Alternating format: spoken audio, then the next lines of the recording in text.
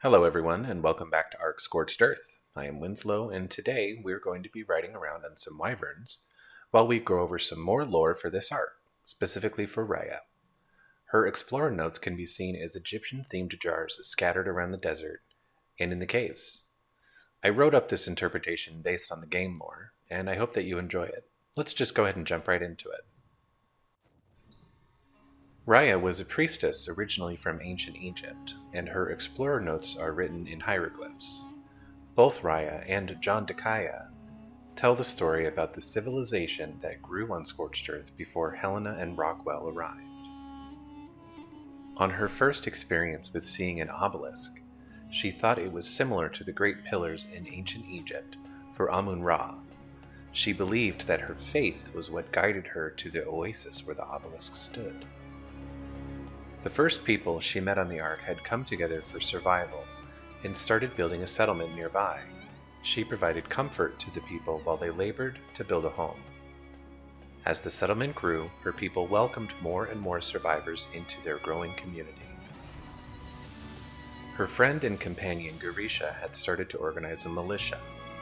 One of the survivors she met early on was John Dakaya, who reluctantly took on the role of captain. He introduced guns to the settlement, but Raia did not feel comfortable using them, not really understanding how they worked.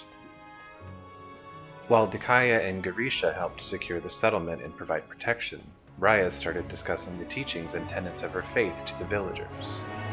The settlement continued to grow and prosper, becoming the village known as Nosti, which means to know in what she believed to be some old, important language. Balancing the desire to provide refuge for anyone who arrived at Nosti, but also wanting to wisely use and manage their resources, Raia and Garisha organized building irrigation and greenhouses for their crops so they could feed all of the people living within the city. After a period of time of peace and prosperity, tragedy seemed unavoidable. Nosti was attacked by a colony of mantis, and while the militia was able to defend and drive them off, many villagers died in the attack. Not long after the mantis attack, Nosti had grown into a commerce center for the Ark, and many caravans and hunters visited the town over time. One day, a merchant caravan arrived with a large supply of metal ingots, but they ended up attacking and trying to kidnap Raia. While they were not successful, this finally convinced her that she should learn how to use the firearms that Captain Dakaya was producing. She was very hesitant to use firearms against another person. Because of her peaceful upbringing and the nature of her religion, she feared what would happen if she unleashed anger and rage against the enemy.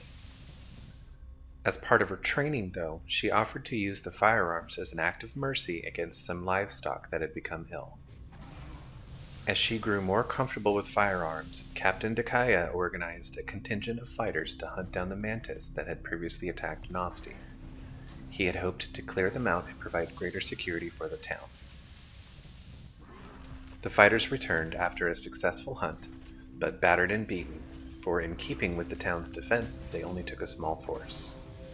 Many died, and Captain Dakaya was severely wounded. While caring for him, Raia felt the first feelings of love. She described it not as the love for her sisters, or fellow priestesses, or her family, but as an overwhelming rush, like from a river. With the mantis threat diminished, Nosti was able to establish an outpost in the north where they discovered rich deposits of oil. With their storehouses literally overflowing, they were able to create a variety of amazing tools that would allow them to continue to grow and prosper. Raia hoped this oasis would turn into a paradise.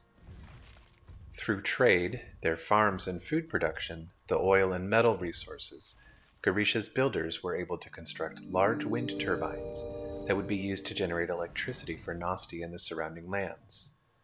The threat of the desert was becoming smaller and smaller as the city grew.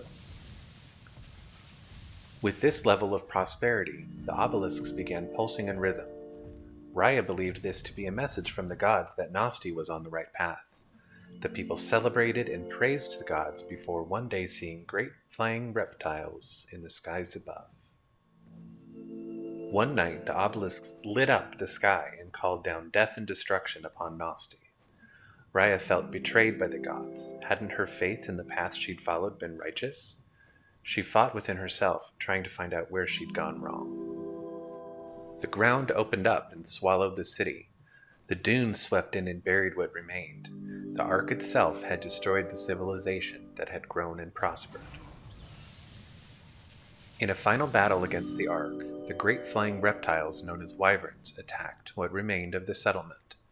Raia was able to defeat most of them, using the firearms that she had become more comfortable with, but not before Captain Dakaya was killed.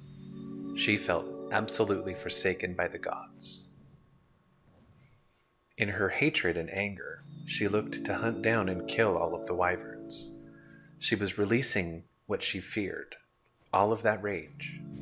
She had lost her city, her love, and her faith. When she entered the Great World Scar and found the first wyvern eggs she'd seen, she wanted to smash them to pieces. Though inside herself she understood that the beings inside these eggs were not the ones that had taken everything from her. She stole the eggs, defeated the mightiest of the wyverns, and was determined to hatch and raise them. She wanted to master the beasts so she could survive, so her memory of Captain Dakaya would survive with her. When the eggs hatched, the babies looked upon Raia and believed her to be their mother. She tended to them, fed them, and trained them as they grew. She was determined to become strong with her wyverns so she could defend herself against the gods. Many years passed as Raia became a nomad with her wyverns. She traveled around the Ark, still providing aid and assistance to people in need. But having lost her faith in her community, she only looked forward to the day she could strike down the false gods who had forsaken her. She abandons her given name and everything she has known and calls herself Wali al-Aswad, which roughly translates to master, authority, custodian, guide, or teacher. It can also be used to mean administrator or governor, depending on the region it's being used in and in certain contexts. It's possible that after all that she'd been through, Raia saw herself as a custodian or guardian of the region, which she believed was still part of or nearby Egypt. Basically, badass ancient Egyptian superheroine. It would be many more years before she would save Helena Walker from a charging rock elemental. I'll wrap this up for now, and I hope you've enjoyed learning about Raia and hearing her story. Honestly, it's one of my favorites, and her story could realistically be a TV series. I want to thank you again for joining, and if you have any questions, comments, or suggestions, please don't hesitate to leave a comment below, or to reach out to me via any of the social media links provided. Thanks again, and we'll catch up next time. Bye.